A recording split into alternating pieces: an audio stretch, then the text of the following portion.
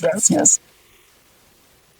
Ay, qué lindo espacio. Sí, este lugar es muy lindo, lo pensó la U. Muchas gracias. Isa, gracias por acompañarnos hoy. Gracias por compartir tu conocimiento en este mundo de las empresas que cada vez quiere adoptar más los modelos. Y gracias también por recibirnos en tu aula, en tu universidad. Entonces, pues nada, es un gusto que estés acá. Y primero, digamos, tratamos de empezar con una bonita recomendación. No sé si tengas algún mantra, algún libro, alguna frase, algo que te parezca chévere y que te guste y que lo uses. Bueno, pues primero gracias por la invitación, que ha sido maravilloso estar a tu lado y trabajar, ver la pedagogía y la didáctica en el marco corporativo empresarial. Eso ha sido fantástico, ha sido un aprendizaje para mí también como educadora.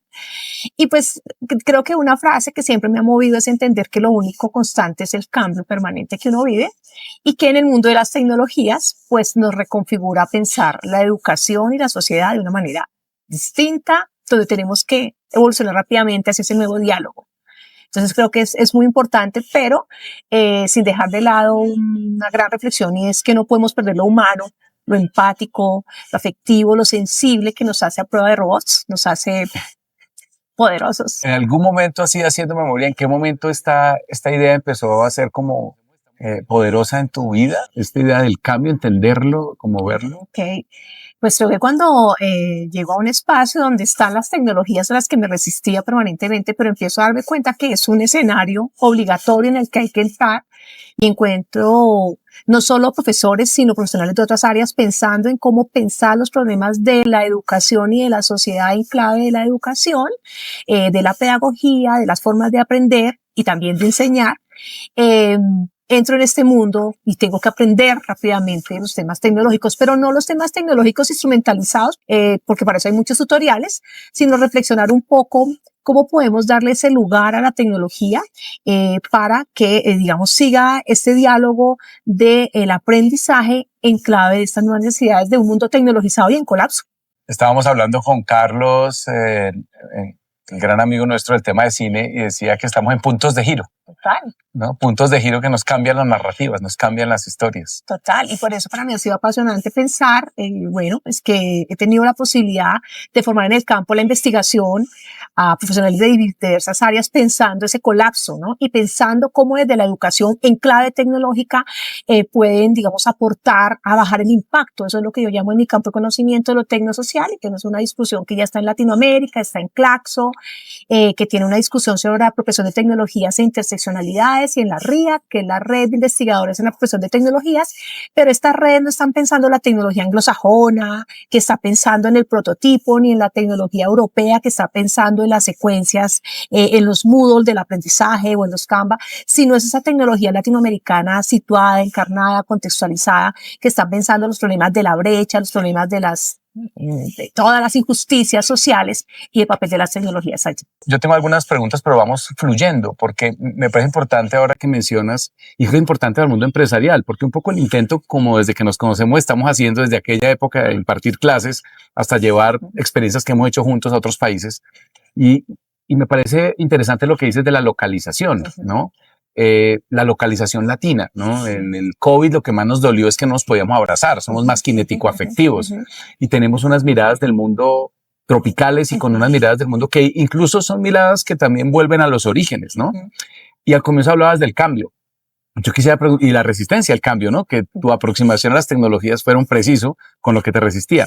Entonces, un poco localizándonos aquí, ¿cuál es tu experiencia, tanto en la academia, principalmente, en esa resistencia al cambio tecnológico? ¿Cuál es como qué nos resiste a nosotros al cambio tecnológico como seres humanos? ¿Cuál es la resistencia? Yo creo que hay un imaginario que creo que es cerrado sobre sentir que la tecnología reemplaza al humano. Y con la inteligencia artificial, más.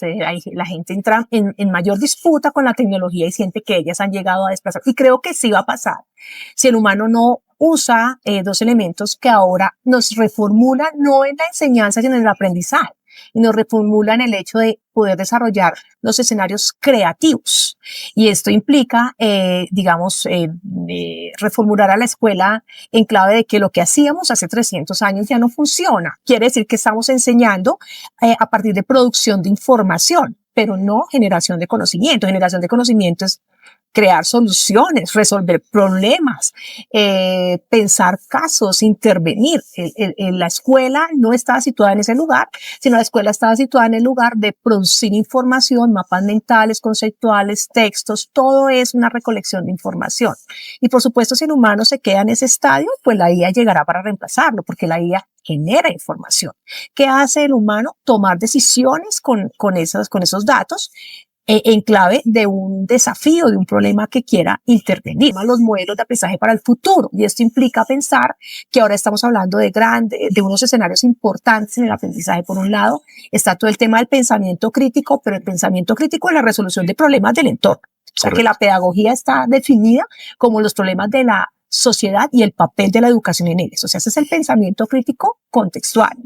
Hay otro componente de esos modelos de aprendizaje que es el pensamiento sistémico. ¿Qué haces con los datos y cómo tomas decisiones con los datos? O sea, ¿sí? Ya la IA bota datos. ¿Qué decisiones tomas con los datos? ¿Y cómo resuelves con esos datos? Ahí toca pensar. Dice Carlos Valerio Echavarría, un colega del doctorado y director del doctorado, y siempre dice que hay que mover el cerebro. Entonces, ahí toca mover el cerebro para tomar decisiones.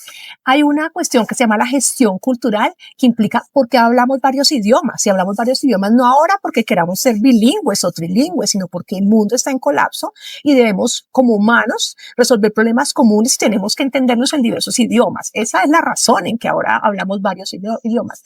Hay otra cuestión que se llama la gestión empresarial. Entonces el emprendimiento ya no está en vender objetos. El emprendimiento está en quiénes somos, cuáles son nuestras capacidades y cómo vendo esas capacidades para resolver problemas del mundo. Entonces creo que allí es donde la escuela se reformula. Y entonces esto que yo le llamo tecnosocial implica pues ahora cómo las tecnologías entran a resolver problemas de la sociedad y cómo entonces no enseñamos, sino generamos o incentivamos experiencias para el desarrollo de la creatividad. Claro. Y eso implica que ya no está el tablero, ya no está el profesor dictando clase, porque ya la información ya no la tiene el profesor, está rodando en la web. Y lo que hace ahora el profesor es generar esas experiencias. Por eso el sector productivo, las empresas son fundamentales, porque ellas encarnan los problemas. Claro, claro. Los contextos, los territorios, las realidades, los conflictos que hay en los territorios son los problemas reales. Y es la academia quien tiene que ir a ese territorio, reconocer esos problemas, traerlos hacia la academia y devolverlos a las comunidades. De acuerdo, hay una hélice común. Y hay experimentos interesantes en Finlandia, en México, ahora reciente, un experimento que está integrando la decisión de sus currículos con la empresa y cómo crear, hasta incluso con el gobierno, como para completar la hélice. Pues Isa, yo creo que ya los que nos han escuchado hasta acá saben de cómo va a ser el ritmo de esta conversación, pero cuéntanos quién es Isa. Bueno, Isabel Jiménez. Isa es una maestra que inició su formación y su vida desde la escuela, desde el grado primero de primaria hasta el doctorado, que ha transitado por varios contextos educativos, pero también corporativos, y que ha tenido una apuesta ético-política por ver la transformación de la sociedad desde la educación. En clave siempre de pensar un poco cómo las tecnologías aportan allí, también pensar un poco en esa apuesta ético-política de, poder hacer que esas comunidades se empoderen, que los investigadores se empoderen, y por esa razón, pues también, he trabajado sobre una línea importante para mí y es el desarrollo de las competencias científicas e investigativas en quienes se han acercado a mí para la formación. Pero una formación que inicialmente parece inductiva, pero que luego desarrolla los temas de la creatividad, y yo pienso que cuando las personas desarrollan la creatividad y entienden las lógicas de su propio aprendizaje, pues se emancipan y son capaces de aprender y de transformar y de generar soluciones creativas en esa clave. También, en un escenario muy importante de quién es ISA en el clave de una comunidad científica, que he llegado al doctorado en Educación y Sociedad de La Salle, donde pues me encuentro con un equipo humano maravilloso de científicos y científicas que no necesitan encaramarse en el otro para hacer ciencia, sino por el contrario, es una comunidad que se piensa colectivamente el problema de la sociedad y el papel colectivo que tenemos en la formación, pero en clave de las comunidades, de los contextos, de las realidades, de las empresas. Y desde allí nos ubicamos en ese ejercicio de ser maestros. O sea, sí, también soy mamá, también soy una científica que forma científicas, que le está dando un lugar el campo tecnosocial, desde las ciencias sociales, que es la cenicienta de la ciencia, yo siempre digo esto, y que, digamos, busca darle un lugar importante en ese reconocimiento de cómo estamos haciendo ciencia de las ciencias sociales, pero ciencias sociales incluye la pedagogía, la didáctica, los problemas del entorno y cómo estos modelos aportan a la transformación.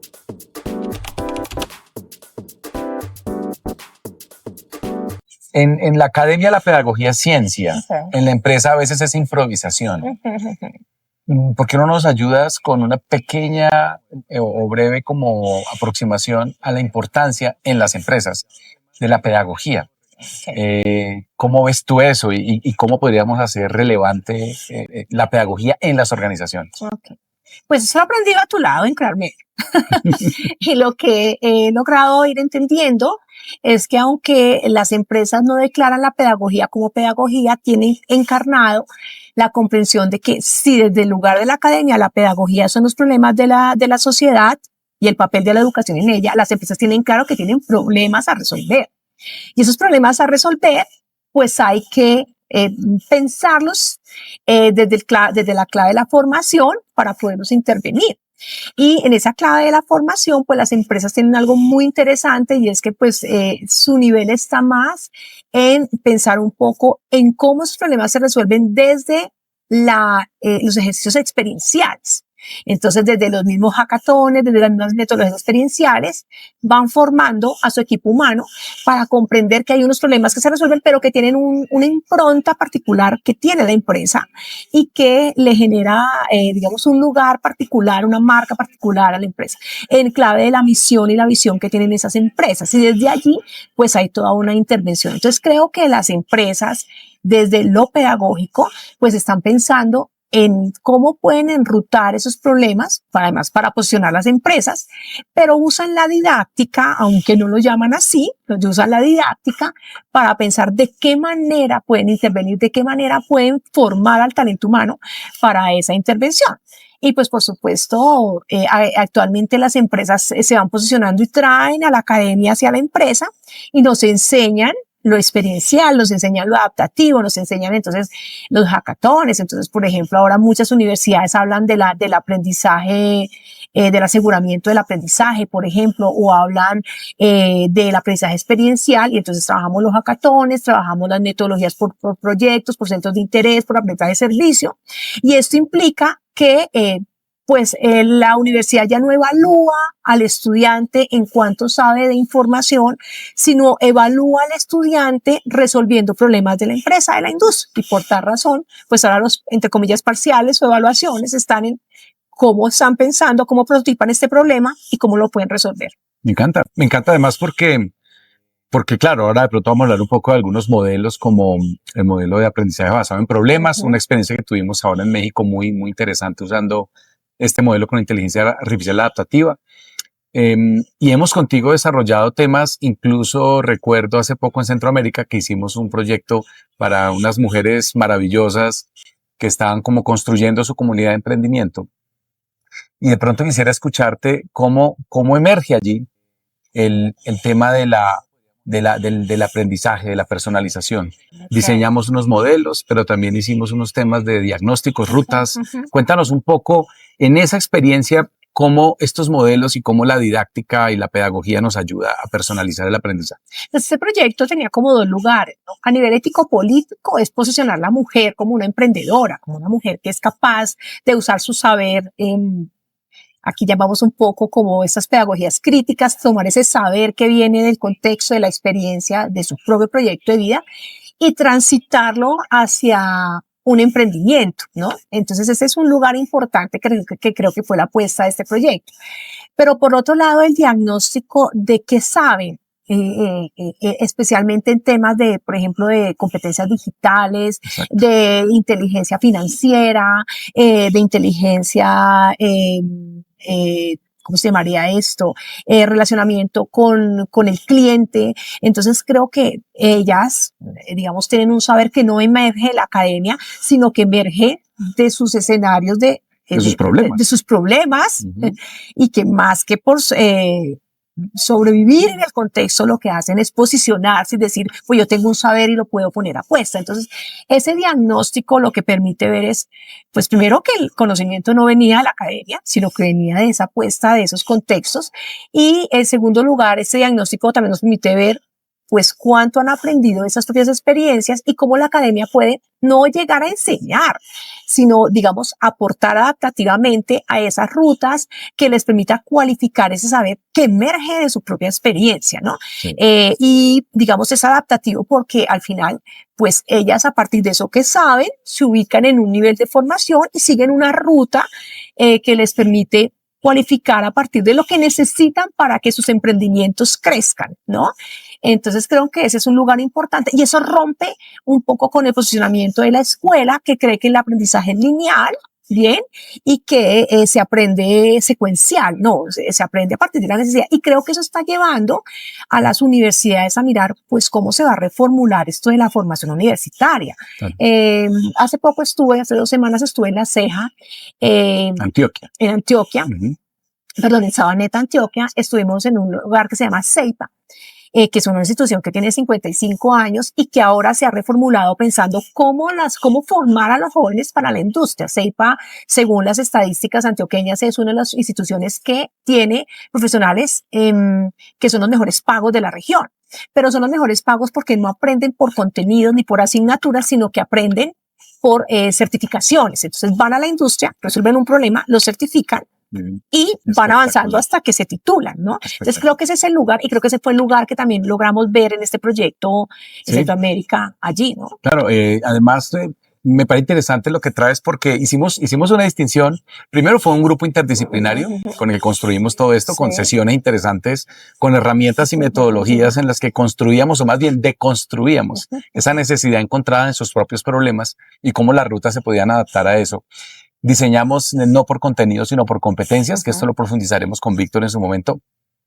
Pero sobre todo me llamó la atención que distinguimos las habilidades del contenido técnico. ¿Te acuerdas? Pusimos liderazgo como una gran ruta transversal, como que no se enseñaba, sino se provocaba. ¿Te acuerdas? Eso fue algo muy interesante porque fue un debate que el liderazgo no puede ser exigido como una capacidad técnica, separarlo de un currículum y ponerlo como un deseo que digamos nace desde un lugar más de las habilidades. Porque igual yo creo que lo que uno también va entendiendo en este nuevo escenario de la educación en el mundo tecnologizado es que hay muchos procesos que nos resistíamos a entender que nos enseñan. Como cuando yo digo a la gente, si a uno le enseñan a jugar videojuegos, no, a punta de ensayo y error y experiencias de gamificación, la gente va aprendiendo a ser mejor jugador, hasta tener los mejores récords en los puntajes. Entonces, esto nos lleva también a desafiarnos. Por eso cuando uno le dice, especialmente al campo de los educadores,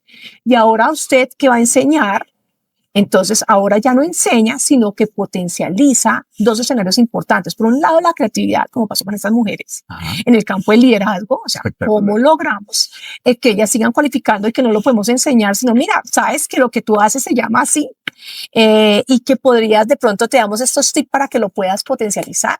Tenemos un proyecto con una empresa muy grande en México, una embotelladora, una empresa muy grande, y yo quiero reconocer el liderazgo de la persona que estuvo ahí, que permite que este proyecto se dé, porque empieza a ver a sus pares como pares, y empieza a ver sus objetivos como proyectos. O sea, él desarrolla, si vemos la misma gráfica que tenías, están como un nivel 2 y 3, etapa 2, 3, donde el aprendizaje está pegado al desempeño, está pegado al desarrollo como persona.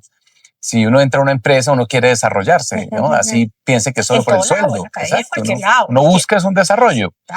Entonces, hablando del aprendizaje basado en problemas, utilizando nuestra herramienta de guía adaptativa, CineSnap, hicimos todo ese modelo.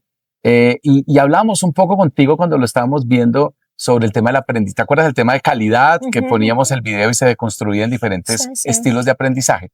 Entonces quisiera que tomáramos ese tema y me hablaras un poco de, primero, el aprendizaje basado en problemas, cómo llevarlo a una empresa. En este caso pues fue exitoso pusimos el problema, en los videos muy largos los podían deconstruir, y que me hables un poco también de los estilos de aprendizaje, cómo se beneficia más el participante, el colaborador, el estudiante, trabajador. Yo creo que voy a volver un poco primero a pensar en que es muy importante en las comunidades corporativas o académicas este liderazgo distribuido. Y es que, digamos, hay un lugar para poder distribuir ese liderazgo en clave de los saberes. O sea, ¿qué sabemos? ¿Cómo podemos desarrollarlo? ¿No? Y hay la posibilidad de ese aprendizaje. Y por supuesto, pues permanentemente nos enfrentamos a esto que pues en el se llama aprendizaje basado en problemas, pero que realmente es la constante en todas las instituciones o empresas. Que hay problemas, nos enfrentamos y cuáles son los escenarios posibles de solución. Pero esos escenarios de solución van en clave, por ejemplo, de los diagnósticos. O sea, por supuesto, desde una mirada, dice Carlos Valerio, caleidoscópica. O sea, todos podemos ver desde diferentes lugares y podemos ayudar a la resolución. Por supuesto, cuando hablamos de ese aprendizaje por problemas, especialmente en la industria, pues la industria viene, el problema que ella trae, lo trae de los contextos, claro, de los territorios, claro, que le falta a la universidad es cuando a veces quiere resolver problemas endógenamente hablando, sin conectarse. Entonces creo que ese es un escenario que socava datos y que permite reconocer un diagnóstico anticipado que te permite intervenir. Por supuesto, resolver problemas es preguntarnos por los problemas y a partir de allí transitar hacia algunas soluciones, ¿no? También como ahora está tomando mucha fuerza esto del aprendizaje de servicio, aunque las metodologías experienciales son muy amplias, hay por problemas, por centros de interés, por aprendizaje de servicio, hay por muchos escenarios, pero creo que todas caen en una cascada común y es tener que resolver problemas de los entornos. Y al final, por ejemplo, el aprendizaje de servicios, ¿cómo impacto la comunidad? Pero no puedo llegar a los territorios a llevar soluciones sin que los territorios y los participantes de esos territorios participen de esos diagnósticos. Entonces, Human Skill sería compasión. Ok, muy bien. Porque necesito comprender al otro. Total. Sus dolores, ¿no? La compasión es eso, comprender el dolor en el otro. Y eso es importante incluso en la empresa porque a veces creemos, a mí tráigame soluciones, no problemas. Y yo tengo otra comprensión. Yo en la empresa digo, a mí tráigame problemas, no soluciones. Porque solo en la comprensión de los problemas emergen las soluciones. Esto es muy moderno. Esto John también nos habla en su entrevista de su podcast de innovación. Pero es el tema del problema entendido como algo que necesita ser como estudiado a profundidad y no como resuelto, ¿no? Este movimiento entre solución y problema, que es lo que dices del aprendizaje de servicio, es eso, ¿no? Y los estilos de aprendizaje al final vienen a ser las formas como vemos el mundo desde distintos lugares. Exacto. Y las maneras como podemos proponer la intervención para solucionar, ¿no? Creo que ese es un lugar muy importante porque más que un estilo de aprendizaje, creo que es el lugar de cómo podemos ver de manera rica los diferentes escenarios de solución. Cuando los equipos de trabajo son versátiles, pero además ponen sus distintas discusiones y lugares y maneras como ven el mundo, que se convierten en los estilos y las maneras como podemos resolver, pues por supuesto, esos estilos van con la persona. Pues, y esto implica entender que ese otro, con esa personalidad, con esas características, virtudes y defectos, toda esa riqueza humana permite también prototipar una solución. Pero también desde qué punto me aprendo el mundo. Y digamos que desde estos aprendizajes basados en problemas, si yo aprendo, si soy más kinético, más auditivo, más lógico, más estructurado, que los contenidos no tengan una linealidad única, sino que permita que yo vaya comprendiéndolos, también me ayuda a que mi mente sea más crítica. Por ejemplo, en el doctorado nosotros siempre creemos que las investigaciones, por ejemplo, en el doctorado no son investigaciones que nacen de las bibliotecas. Las investigaciones nacen de los problemas que trae la gente encarnada. Y además van a los territorios, o sea, al final ellos vuelven a ir a esos sitios a poder mirar cómo está pasando. Una cosa, por ejemplo, es hablar de la escuela o de la industria de la biblioteca, y otra cosa es ir y reconocer las escuelas, por ejemplo, de Latinoamérica, empobrecidas, carentes de muchos elementos que les permitan funcionar, donde no hay presencia del Estado, por ejemplo, y cómo ese investigador tiene que encargar. Pero ahora el que va a la industria y entiende pues que una cosa es discutir la industria desde estos máster estos business school y todas estas discusiones donde ven la industria desde un lugar de la economía privilegiada, pero otra cosa es ir, como estuvimos en Guatemala, con las mujeres emprendedoras, las de a pie, las que tienen que entender un poco la inteligencia financiera, tecnológica para vivir y ubicarse de esto que nosotros llamamos lo interseccional, que son todas esas injusticias sociales y que ellas desde su saber, con, digamos, con un acercamiento de la academia muy respetuoso a ese saber, los ayuda a cualificar para que pues mejore su calidad de vida y mejore sus proyectos de vida. Eso es otro lugar. Entonces, por eso la academia está corta si no se acerca, ¿no? Creo que, por ejemplo, esta universidad, por eso creo que me he ido como amañando en ese lugar, es una universidad que se ancla al territorio. Por ejemplo, esta universidad tiene un proyecto muy lindo que se llama Utopía. Se descentraliza. Donde se descentraliza. Entonces está en el territorio, va a la población rural, trae a los jóvenes, los forma y los devuelve al territorio con los problemas de su realidad.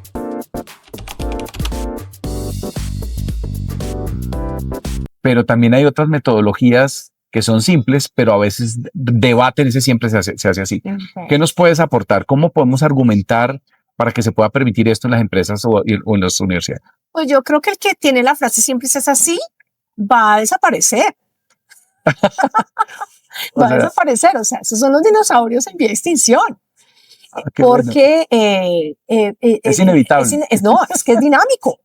Es dinámico, el ejercicio es muy dinámico, el escenario de aprendizaje ya es de aprendizaje, ni siquiera enseñanza, es dinámico.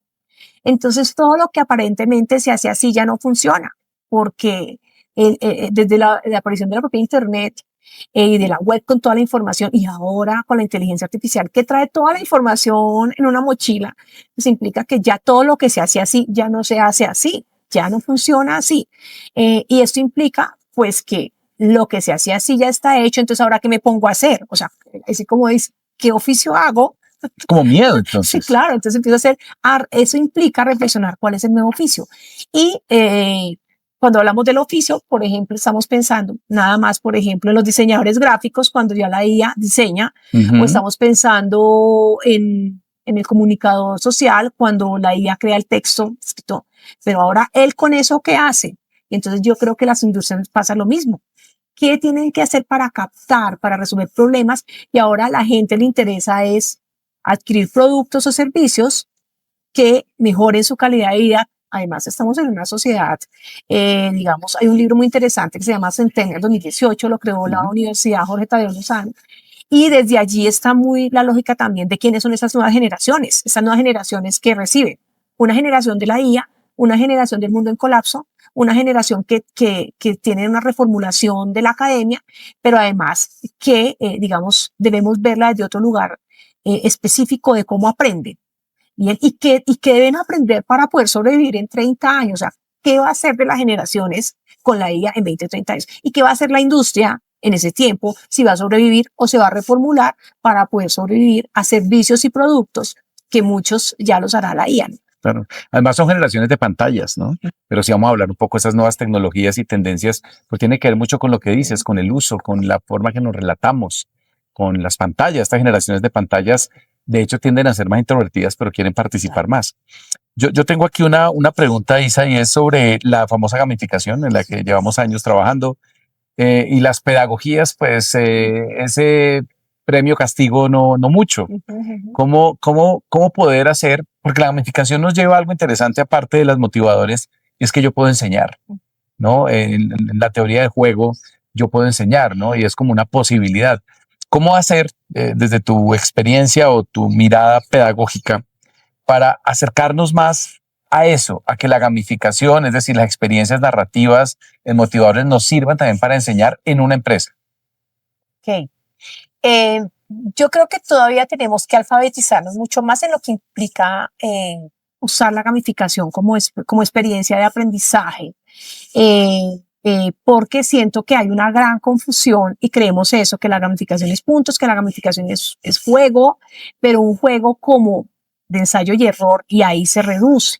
Y no la gamificación como un escenario que a partir de esos desafíos y de esas sensaciones de poder resolver problemas y sentir estas sensaciones de logro, pues te lleva a desarrollar la creatividad y la empatía, ¿no? Ajá. Creo que todavía hace falta, por lo menos desde el lugar de la academia, muchas búsquedas con respecto a este ejercicio. Y creo que todavía estamos cortos. Yo realmente creo que todavía falta mucho. Ya, digamos, en el subsistema de ciencia, cultura y tecnosociedad, que ha sido el espacio que creé en el doctorado y donde ahí ya hay un gran número de tesistas y investigadores pensando esto. Hay un estudiante que está pensando en estos temas, pero mi mirada es que le falta acercarse a eso, ¿no?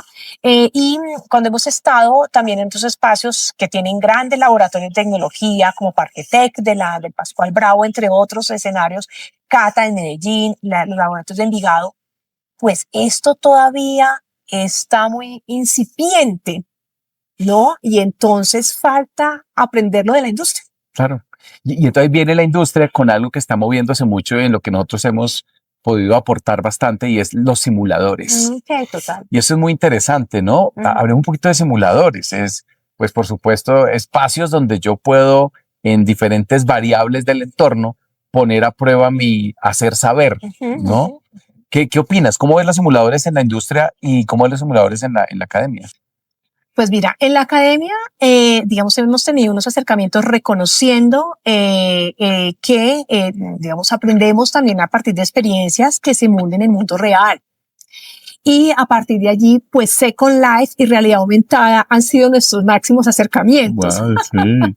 Han sido nuestros máximos acercamientos. Ahora, pues están haciendo otros tipos de prototipos que nos permite acercarnos a poder vivir experiencias simuladas que nos entrenen para ese mundo real.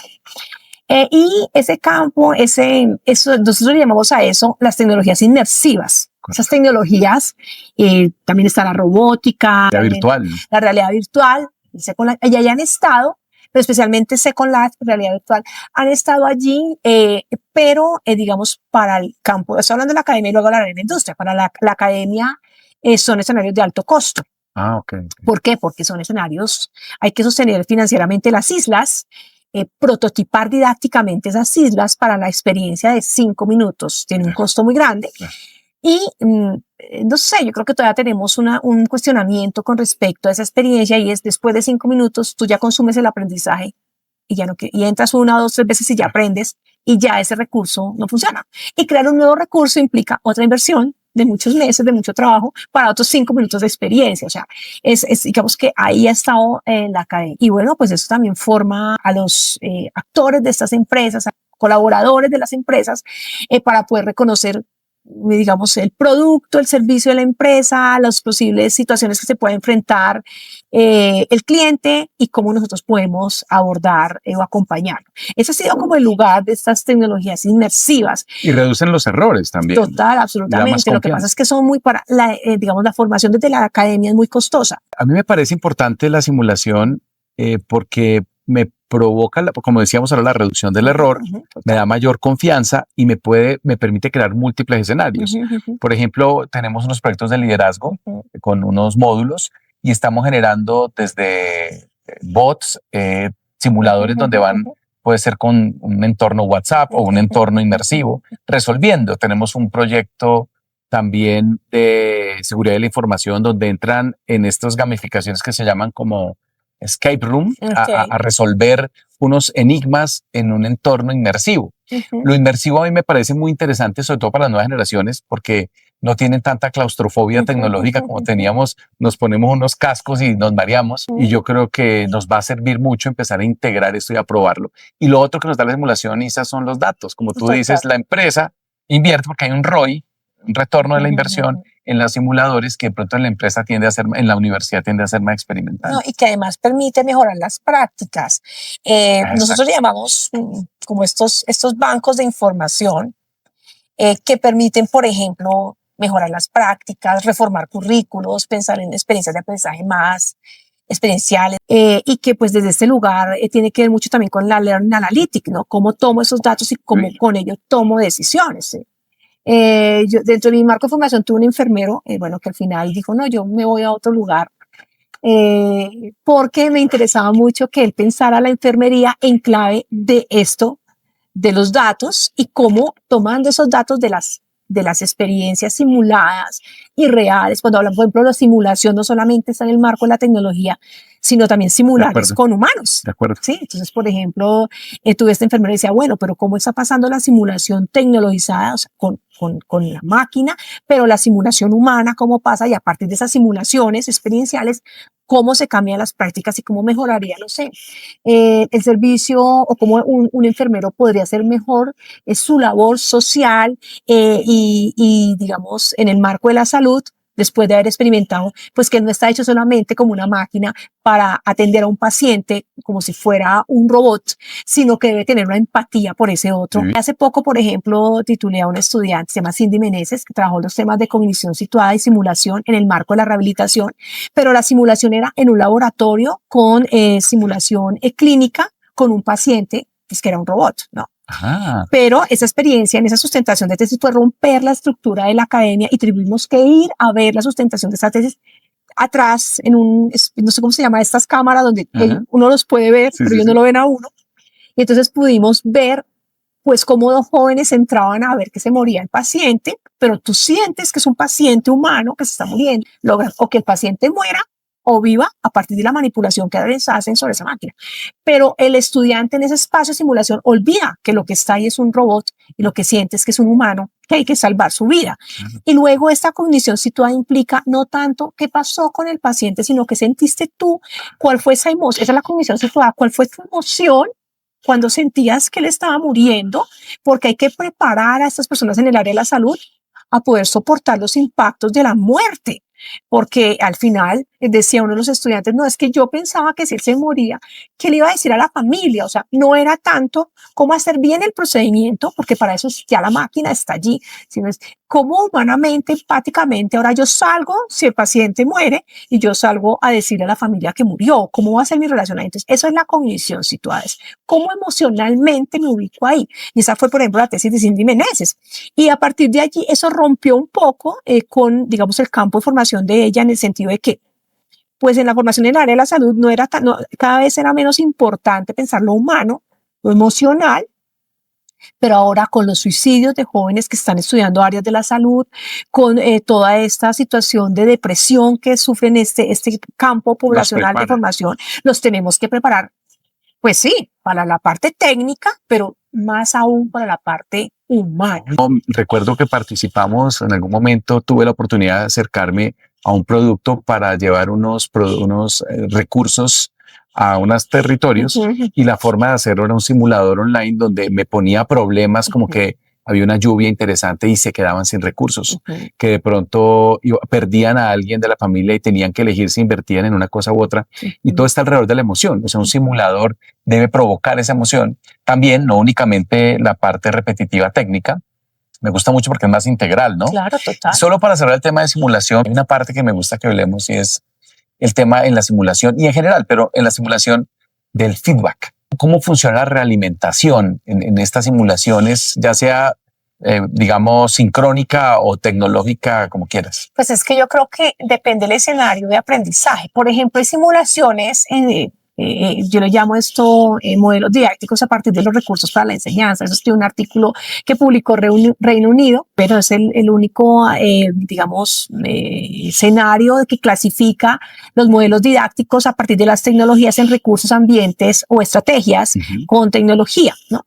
Y cuando uno está pensando en la simulación en clave de los recursos, hay un escenario muy importante y es que pensar en los recursos para la enseñanza con o sin tecnología es la concepción de un profesor o de un empresario que entiende que el aprendizaje es emancipatorio, o sea, no necesito de otro para mediar, aprendo solo y decido cómo aprendo y de qué manera aprendo y cuántas veces me equivoco y no necesito que nadie me esté diciendo al oído que lo hice bien, o sea, por ensayo y error.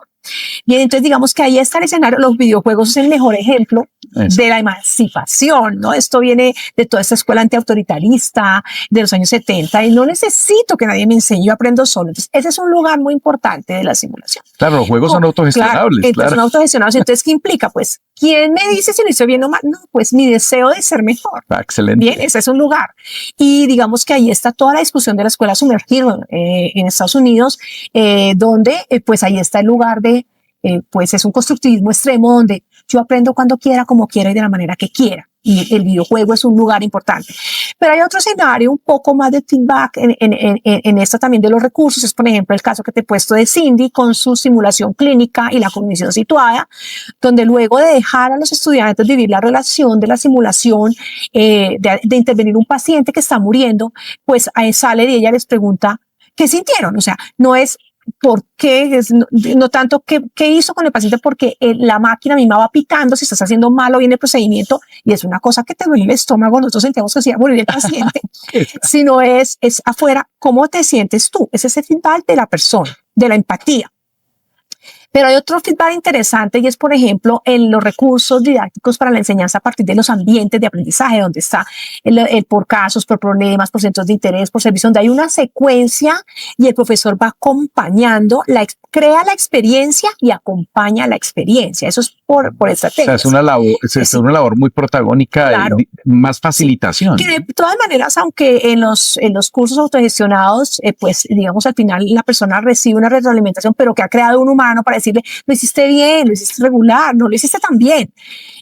Por ejemplo, yo tengo ahora una enfermera de la UIS, se llama Clara Inés, y ella pues ha dirigido la segunda facultad más importante del país en temas de enfermería, y su tema tiene que ver un poco con la educación médica y el desarrollo de esas competencias humanas en los enfermeros, ¿no?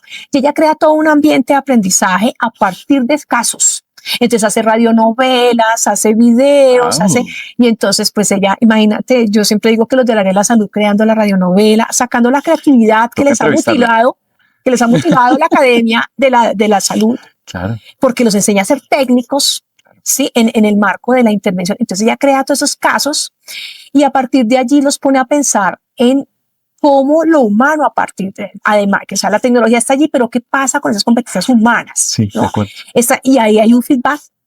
Ella está en ese ambiente de aprendizaje acompañando el feedback a estos futuros enfermeros. Entonces, mira, date cuenta que son distintos escenarios de cómo yo acompaño, voy a decir esto, evalúo la experiencia, pero no necesariamente. Lo ideal sería en esos espacios de inmersión, pues que yo mismo pueda hacer mi propio proceso de evaluación y pueda emanciparme. Además, dejo de calificar y la cualifico también. Claro, además, porque digamos que otro me evalúe mi experiencia, a veces tiende a ser muy subjetivo. Pero si yo mismo estoy evaluando mi experiencia, que es la intención de todas las tecnologías del Second Life, de la realidad aumentada. Por ejemplo, ahora quienes más han metido tecnologías inmersivas, por ejemplo, es los abogados que trabajan con realidad, con Second Life, perdón, los temas de los casos, los juicios, pero al final pues es una máquina que bota datos y que al final él tiene que mirar el caso y poner la parte humana. Porque la tecnología y la inteligencia artificial te dice, mire, para este caso de robo, esta es la solución legal. Pero ¿quién piensa en ese humano que ha hecho una infracción como humano? El humano. Entonces, ahí hay toda una disputa frente a eso. Lisa, muchas gracias. Hay como un par de ejercicios con los que cerramos. El primero es, recomiéndanos un libro, un podcast, una película. ¿Qué nos recomiendas para ahondar estos temas de las pedagogías de las empresas? ¿Qué nos puedes como recomendar? Pues yo siempre he estado recomendando mucho el libro de Robot Prof a prueba de robots, porque es un libro que es transversal a desafiarnos en los modelos de aprendizaje para el futuro. Esto implica pues que debe saber el humano ahora que la tecnología ha llegado, y esa tecnología que parece que nos quisiese reemplazar, pero para nada nos va a reemplazar. Si entendemos que más que la producción de información está la capacidad creativa y empática para afrontar una sociedad en colapso humana, ambiental y socialmente hablando. Creo que es un libro bello que casa muy bien para las empresas, que casa muy bien para las universidades y que casa muy bien para el humano.